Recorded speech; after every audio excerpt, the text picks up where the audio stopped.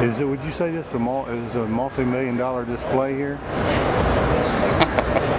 Yeah, I think so.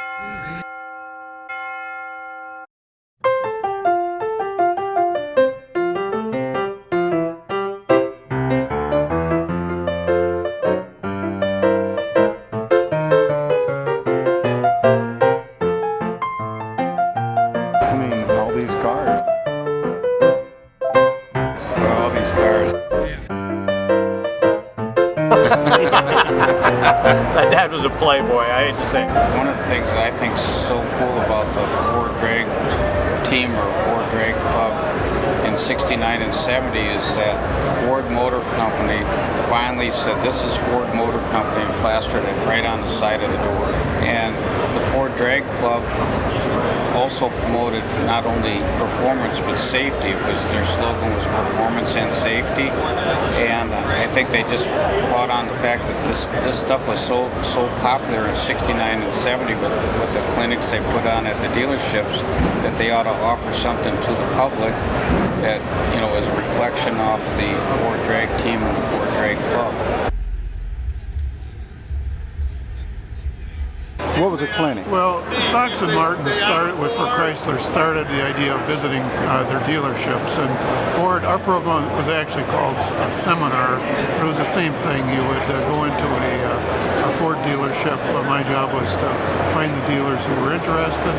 We'd go into the dealership with a lot of promotion, bring the two of the cars, typically this car, the super stock car, and the stock Fairlane Cobra, and because those are more production-based automobiles.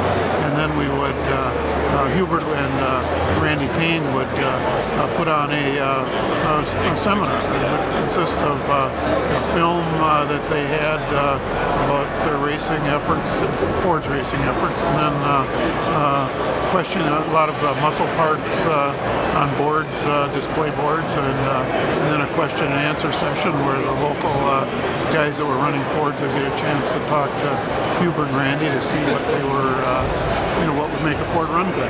Now, how many people showed up, and were they mainly young kids wanting to drag race, or? Well, it could be anywhere from 50 to 75 to hundreds, depending on the size of the colony. I can remember showrooms and large dealerships being packed with enthusiasts, Ford enthusiasts. Okay. And so, were you young enough to go to any of those seminars? Do you remember in those days, were you around? I went to a clinic. I don't recall that it was put on by the drag team. I think it was put on by the local Ford dealer in Stevens Point. So I interviewed Hubert. Jackie and I visited him in Atlanta in the late 90s, and I wanted to get information on the car, so I took about 4 pages of notes while I was interviewing Hubert. I was particularly interested in engine stuff at that time, and it always amazed me the little tricks they came up with to make these cars run better. So, for example, these cars ran a dual-point distributor. One of the Cobra-Jets like a fair amount of timing, initial timing, but they don't like it on the high end when they're turning a lot of RPM. So what Hubert and the guys did was in the dual point, they put in a heavy-duty set on the primary set and a light production set, a regular conventional production set of points on the second set. And what that did was the second set started bouncing just a little bit over 5,000 RPM, and it actually retarded the timing a little bit, so the engines weren't being hurt on the top end. Well, when I was a kid, my dad took me into Northwestern Ford to one of the Ford Drag Team clinics. It was at Northwestern Ford in Milwaukee on Silver Spring Drive. And they had one of the two blue Mustangs there, and at the time I couldn't tell you if it was the Camry car or the super stock car. I wouldn't know when I was just a kid. But I remember they unloaded that car off the truck, and they put it out in the parking lot, and they did a couple burnouts in the parking lot. That's just something I never forgot. I just thought that was the coolest car in the world. Sir, were you part of the Ford drag racing team? They built the fancy trucks and the hauler.